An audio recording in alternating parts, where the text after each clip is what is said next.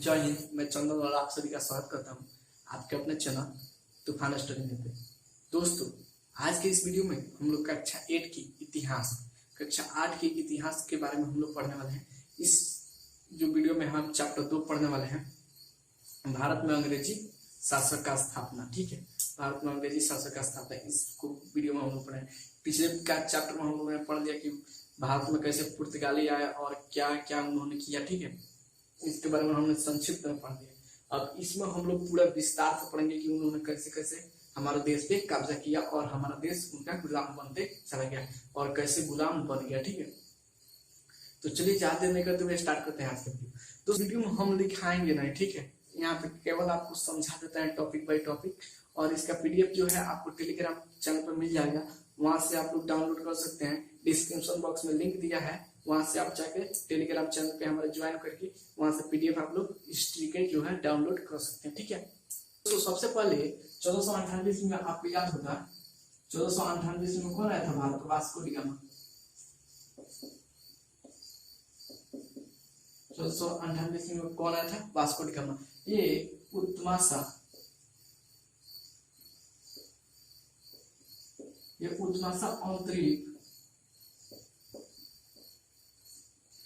अंतरिक्ष से होकर, ठीक है, ये भारत आया था। ठीक है, किस रास्ते से? 1498 केरल के कालीकोट जो जगह है वहां पे पहुंचा था। ठीक है, इतना बात तो हमने पहले वीडियो में ही बता दिया है, लेकिन फिर इसको रिपीट कर दे रहे हैं। ठीक है, जब ये भारत आया तो इसके पीछे और सारे, ये कहाँ का था? यूरोप का था। और यूरोप में ये पुर्तगाल, यूरोप में क्या का था? ये पुर्तगाल का था।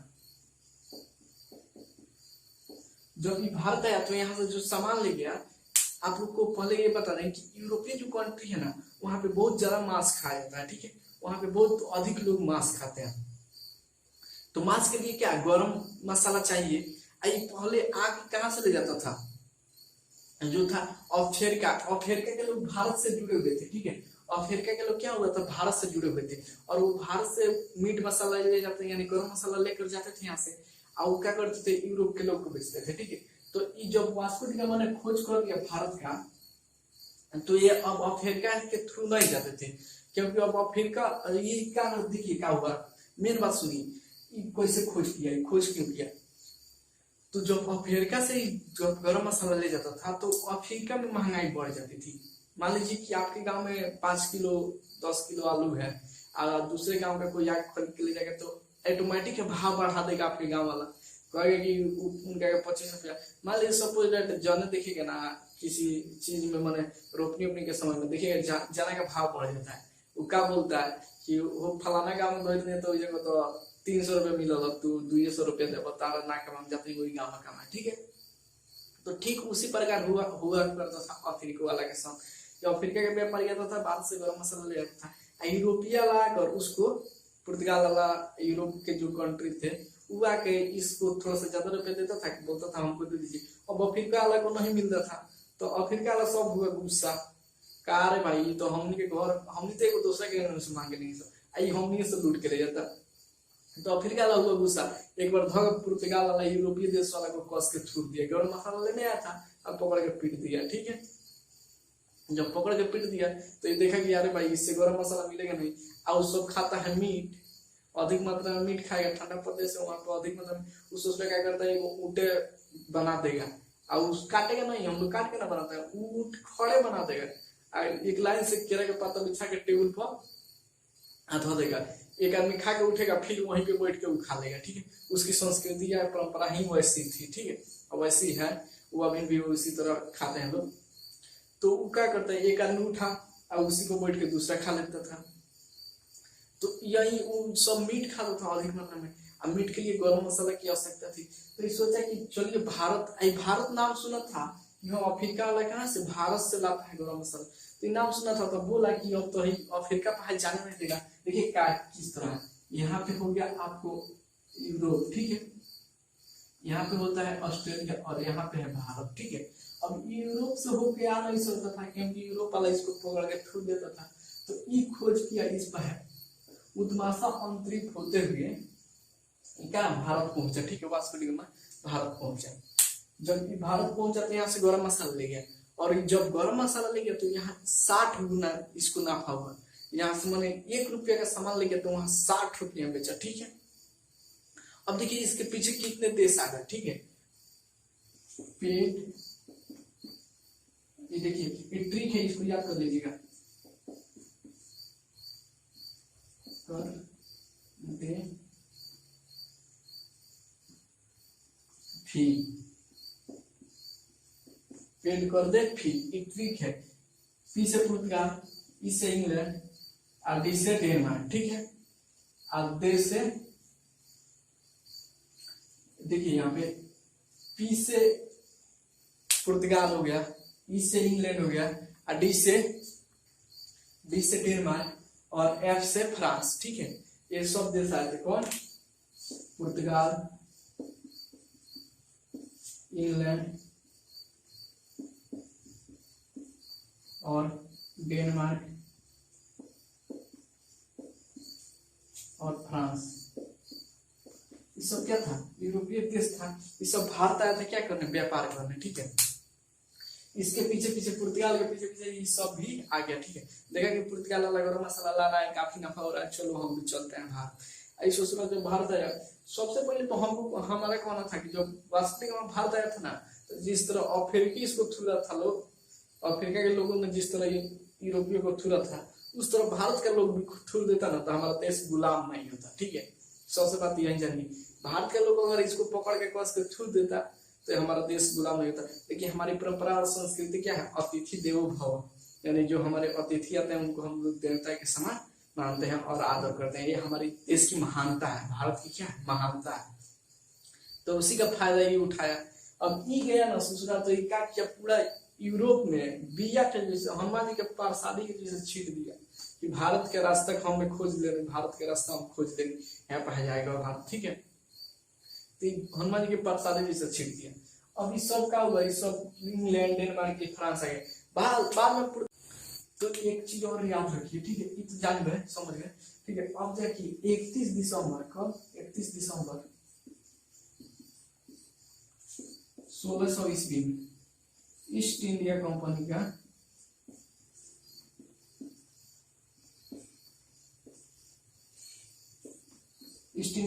का क्या स्थापना हुआ था?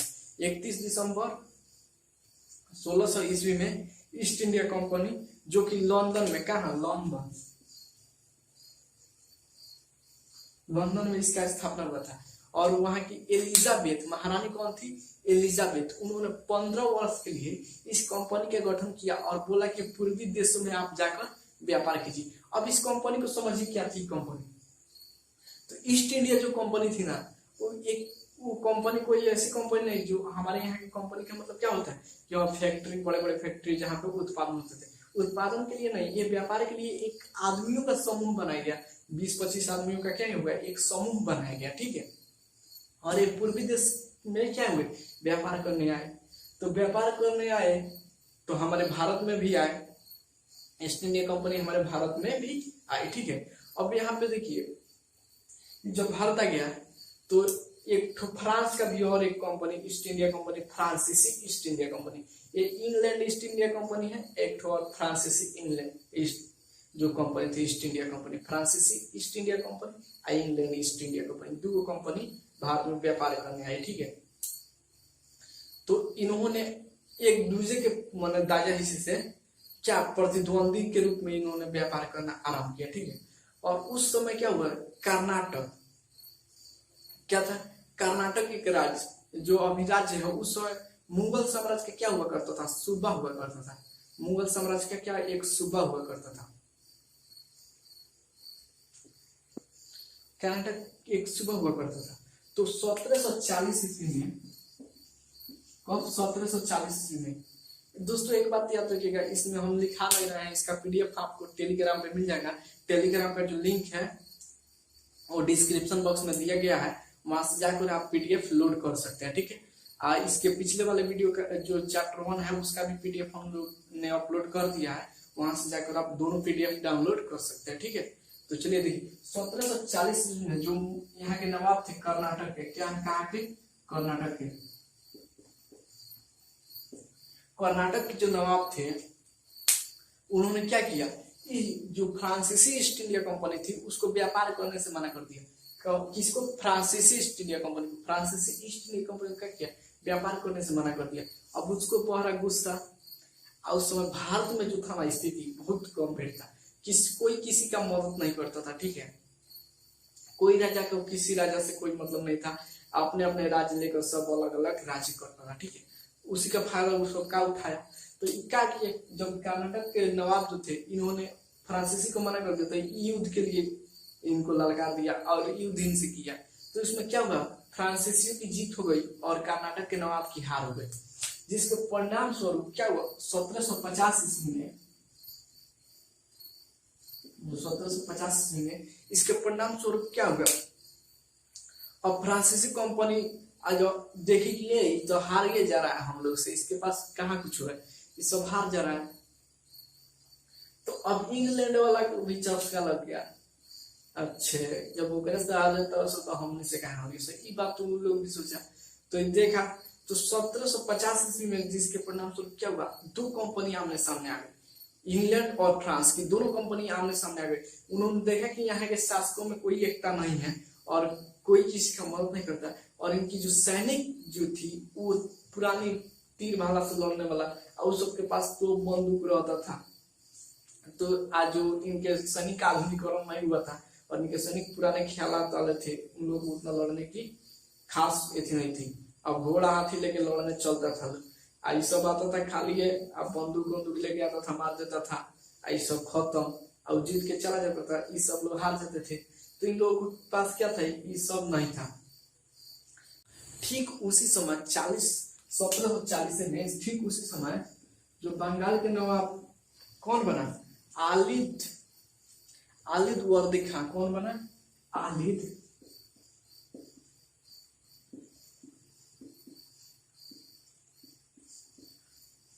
जब कर्नाटक पे फ्रांसीसी ने हमला किया था और कर्नाटक के नवाब जो हार गए थे, उस समय बंगाल के नवाब आलिद वर्दी खान बना हुआ था, ठीक है। इसके पहले जो था मुर्शिद खान था, उसके पहले मुर्शिद अली खान था।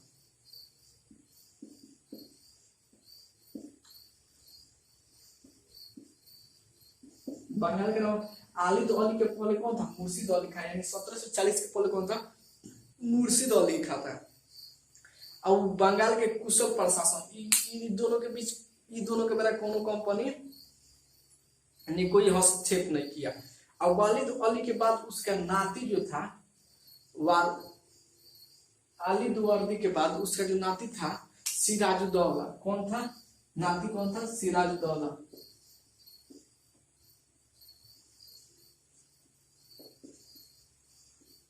उसका नाती था सिराजुद्दौला, ठीक है। सिराजुद्दौला जो था किसका नाती था, तो आलिद वर्दी खान का। ये बंगाल का नवाब बना, ठीक है। वालिद अली खान के बाद ये बंगाल का नवाब बना, ठीक है। जब ये नवाब बना ना, तो देखा कि ईस्ट इंडिया कंपनी जो थी, वो जो व्यापारी कंपनियां जो थी वो बहुत ज्यादा शोषण कर रही थी। तो इसने क्या किया, व्यापार करने से भी मना कर दिया। कर्नाटक के नवाब ने व्यापार करने से मना किया, उसका परिणाम भुगतिए लिए, ठीक है। अब इस सिराजुद्दौला भी मना कर दिया, कहा भाई बिना कर दिए हम आपसे व्यापार नहीं कर सकते हैं। क्या देखिए उस समय बात क्या हुआ था, 1696 ईस्वी में, जो 1696 ईस्वी में, कब 1696 ईस्वी में, देखिए ये माना क्यों किया, ये बात भी पहले जान लीजिए, ये माना क्यों किया। 1696 ईस्वी में जो मुगल साम्राज्य जो दिल्ली पर शासन कर रहा था, उससे ईस्ट इंडिया कंपनी ने क्या किया था, 1200 रुपया में, कितना, 1200 रुपया में क्या किया था, गांवों की जमींदारी ले ली थी। 1200 रुपया देकर और उसको बोला कि हम 3 गांवों का जो क्या करते हैं, जमींदारी ले लेते हैं। बंगाल के जो था ना, वहां के जमींदारी ले लिया था, ठीक है। 1200 रुपया मुगल साम्राज्य को देकर क्या किया, उसका जमींदारी ले लिया, और उसके बदले कुछ टैक्स, यानी वहां पे जो भी व्यापार करेगा तो उसको चुंगी टैक्स, यानी जो भी व्यापार के करने से जो टैक्स राजाओं को दिया जाता था तो नहीं देता था, ठीक है। 1200 रुपया जमा किया, अब इस एग्रीमेंट बनवा लिया। इस तरह हम इस समय कोई चीज पर्चे कटाते हैं तो क्या करते हैं कि पहले एग्रीमेंट उसके बना लेते हैं कि भाई इतना दिन खाते हम तार हर चीज ले जाता है, ठीक है। समझिए जो लोन पर, लोन नहीं समझिए जो मान लीजिए कि जलपेस्की ले लिया, जलपेस्की हम लोग गाँव में खेत जलपेस्की ले रहता है, उसी तरह 1200 में 3 गाँव का क्या किया, जमींदारी ले ली। जब ये जमींदारी ले ली तो क्या सिराज दौलत देखा कि अरे भाई ये तो सब हम लोग को टैक्स नहीं दे रहा है, हम लोग यहाँ व्यापार कर रहे हैं, जिससे हमारी आर्थिक स्थिति क्या होगी, खराब होती जा रही है।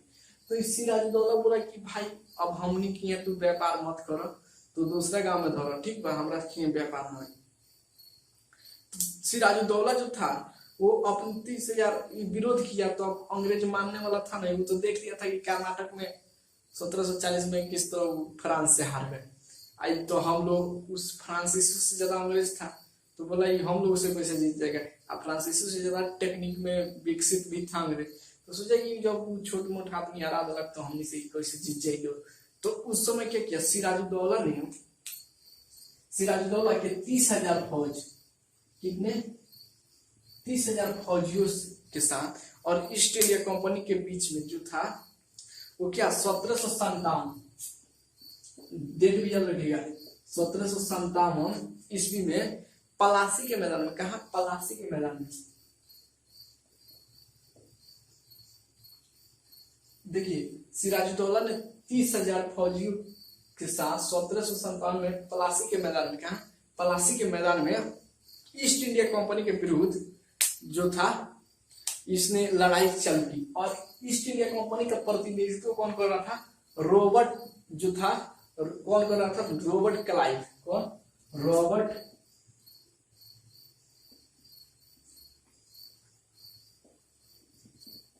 कौन कर रहा था, ईस्ट इंडिया कंपनी का जो प्रतिनिधित्व था वो रॉबर्ट क्लाइव कर रहा था। इसी के इससे युद्ध हुआ, ठीक है, 30,000 फौज के साथ, ठीक है, याद रखिएगा सिराजुद्दौला ने 30,000 फौजियों के साथ 1757 ईस्वी में पलासी के मैदान में, कहा पलासी के मैदान में जो युद्ध लड़ा ईस्ट इंडिया कंपनी के खिलाफ, और ईस्ट इंडिया कंपनी का प्रतिनिधित्व कौन कर रहा था, रॉबर्ट क्लाइव। तो जब 1757 युद्ध लड़ा पलासी का, तो क्या हुआ, सिराजुद्दौला हार गया, ठीक है, और ये मृत्यु जो है मृत्यु को प्राप्त कर लिया, इसमें हार गया सिराजुद्दौला। इस युद्ध के बाद जो पलासी का जो अंग्रेज देखिए यहाँ पे शासन जब ये को मार दिया तो क्या किया, मीर जाफर को, क्या अंग्रेज ने, जब ये आपसे क्वेश्चन नहीं पूछेगा पलासी का युद्ध कब हुआ था, तो 1757 ईस्वी में। पलासी का युद्ध कब हुआ था, 1757 ईस्वी में। किसके बीच हुआ था, तो ईस्ट इंडिया कंपनी और सिराजुद्दौला के बीच, ठीक है, या रॉबर्ट क्लाइव भी दे देगा, ठीक है। तो ईस्ट इंडिया कंपनी या रॉबर्ट क्लाइव के बीच, ईस्ट इंडिया कंपनी या सिराजुद्दौला के बीच जो हुआ था, क्या हुआ था, 1747 में पलासी का युद्ध हुआ था। इसमें कौन हारा, तो सिराजुद्दौला हारा, कौन, सिराजुद्दौला, ठीक है, इतना बात तो समझ गए।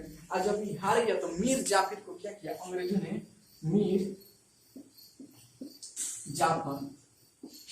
मीर जाफर को क्या किया, बंगाल का नवाब बना दिया। बंगाल के नवाब किसको बना दिया, मीर जाफर को। बंगाल का नवाब किसको बना दिया, मीर जाफर को। जब मीर जाफर जो बंगाल का नवाब बना 1760 ईस्वी में, सॉरी 1760 ईस्वी में, तो इसको हटा दिया गया था, ठीक है। जब मीर जाफर जब नवाब बना तो वहां पे क्या किया, बंगाल के जो अंग्रेज जो व्यापारी थे उन्होंने कहा कि नवाब आप बनिए, हमें कोई दिक्कत नहीं है, नवाब बनो भाई, तू कठपुतली, ठीक बा, नचाम हम जेगा हमको हम, जैसे बस के ड्राइवर कोई और आता है, कंडक्टर कहेगा रुक तो रुकना है, चल तो चलना है, सेम बात वही हुआ करता था। मीर जाफर को नवाब बना दिया, लेकिन वो अपना शासन पूरे अपने हाथ में रखता था, ठीक है। और व्यापार के लिए उन्होंने क्या किया, यहाँ से कर वसूला, अब क्या किया यहाँ से, अब व्यापार के लिए उन लोग को कर नहीं देना पड़ता था, और पूरी स्वतंत्रता के साथ उन्होंने जो क्या किया, पूरी स्वतंत्रता के साथ उन्होंने तो व्यापार करते थे। उसमें क्या हुआ, मीर जाफरी जो था थोड़ा सा करने लगा कि ना हमको हमारी आर्थिक स्थिति, जो बंगाल की आर्थिक स्थिति खराब होती जा रही है, हम बिना के नहीं कर रहे, बिना टैक्स का हम व्यापार नहीं करने देंगे, ठीक है। यहाँ से सभी सामान आप लोग खरीद कर लेके जा रहे हैं, हम लोग को मिलिए नहीं रहा है, तो हम आपको व्यापार कैसे कर लेंगे। तो क्या किया 1760 ईस्वी को, देखिए 1757 ईस्वी में राजा बनाया मीर जाफर को, 1760 ईस्वी में मीर जाफर को हटा दिया गया। मीर जाफर को हटाकर मीर कासिम को अब लिया गया। मीर जाफर को हटाकर कौन, मीर कासिम।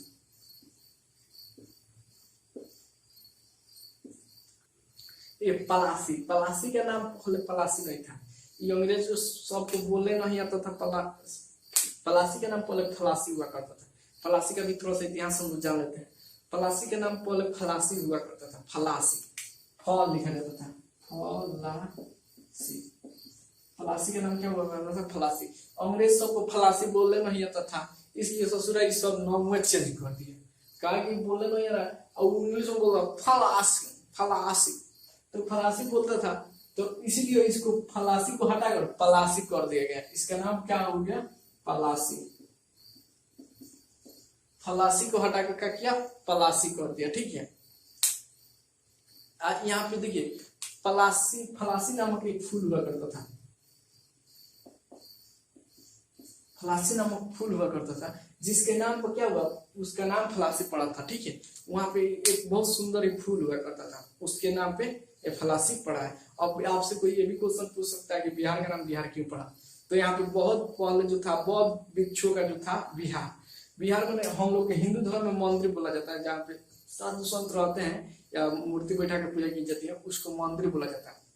लेकिन बौद्ध धर्म में जाइए ना तो विहार बोला जाता है। बौद्ध धर्म में क्या बोला जाता है? विहार। यानी जो बौद्ध जो थे उस समय, जो बौद्ध जो थे वो सब रहते थे, तो उसको क्या बोला जाता था? विहार बोला जाता था। बौद्धों का मठ, जो बौद्ध धर्म के लोग वहां पे मठ बना कर रहते थे, उसको विहार बोला जाता था। उसी के नाम पर बिहार का नाम जो था बिहार पड़ा। ठीक है, आई होप कि समझ गए होंगे। तो देखिए, अब जब मीर कासिम को वहां का नवाब बना दिया गया बंगाल को, बंगाल का नवाब मीर कासिम को कब बनाया गया? कब बनाया गया? तो 1757 में तो मीर जाफिर था और 1760 में मीर कासिम।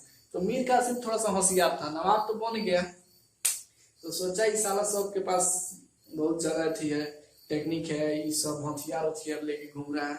तो उसने क्या किया, जो अपनी राजधानी थी ना उसको राजधानी बदल दिया।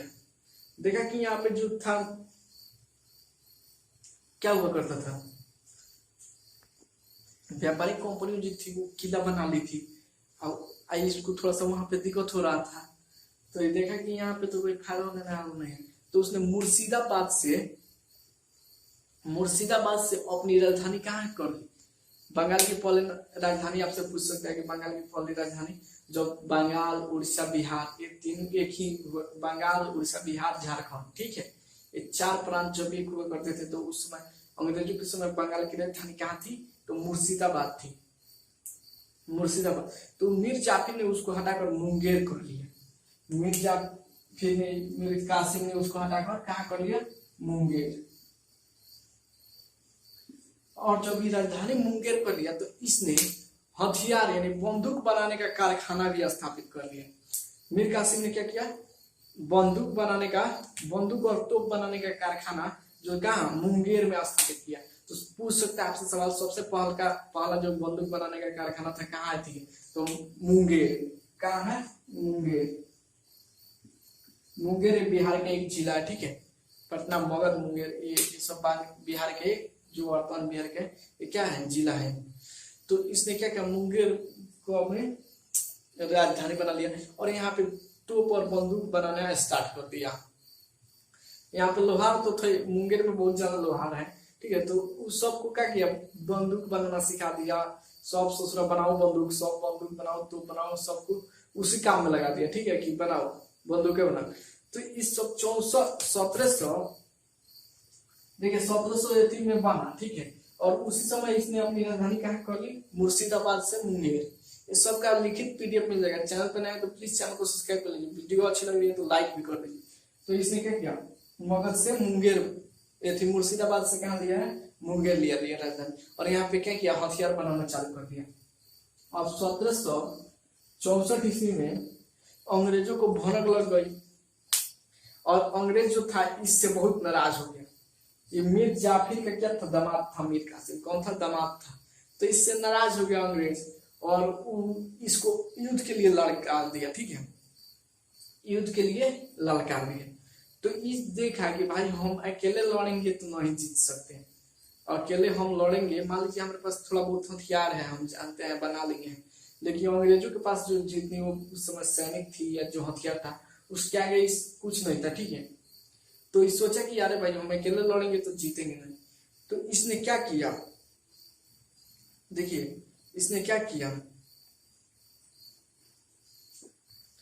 इस समय उस समय के मुगल के जो सम्राट थे वो थे शाह आलम, ठीक है। शाह आलम वो क्या थे, मुगल सम्राट थे जो दिल्ली पे राज कर रहे थे।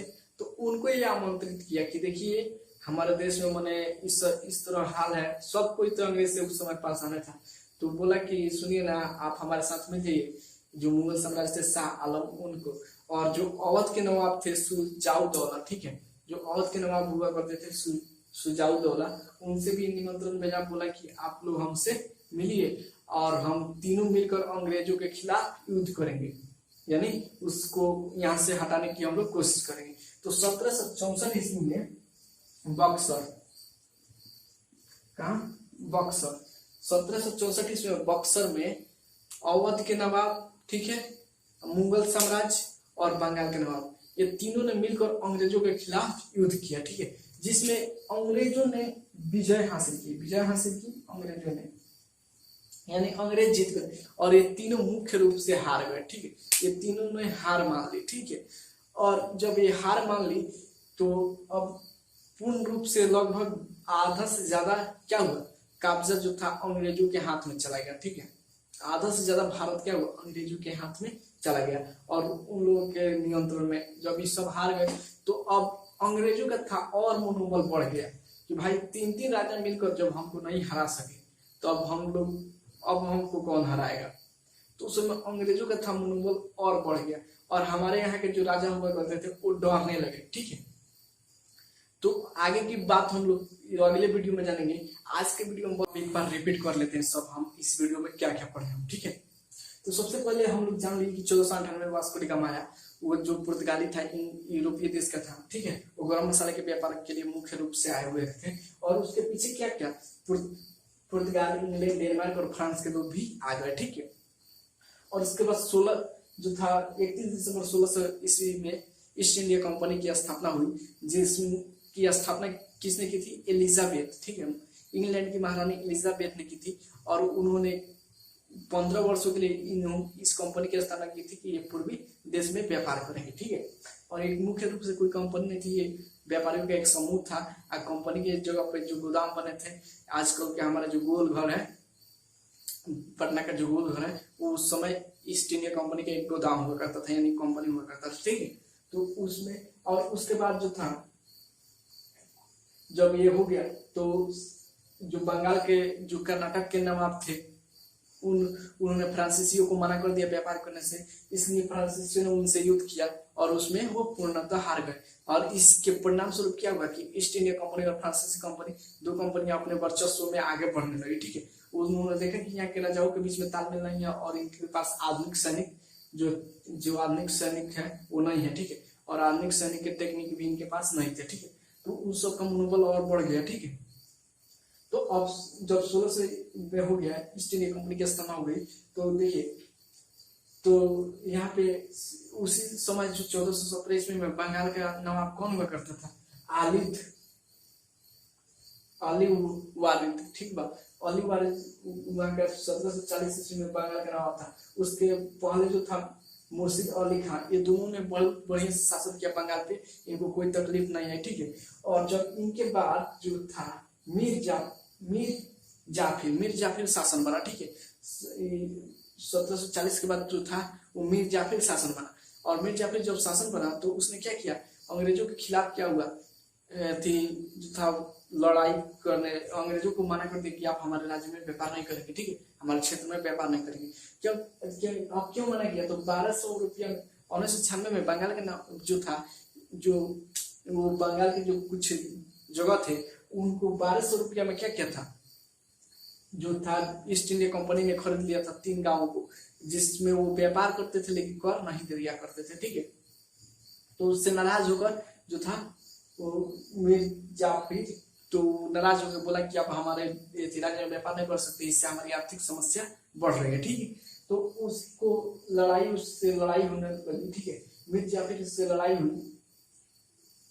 और 1760 ईस्वी में मीर कासिम वहां का नवाब, बंगाल का नवाब बना। मीर जाफिर जब हार गए तो उसके दामाद को ही मीर कासिम को, जो मीर जाफर का दामाद हुआ करता था, उसको 1760 ईस्वी में क्या किया, बंगाल का नवाब बना दिया गया। ठीक है, जब कासिम जो था, जब बंगाल का नवाब बना तो इसने अपने राजधानी मुर्शिदाबाद से क्या किया, देखा कि यहाँ पे हम लोग को टैक्स मिलने वाला नहीं है और बहुत सारी समस्याएं, आर्थिक समस्याएं आ रही थी और वो अपने राज्य को डेवलप करने में उतना सक्षम नहीं था।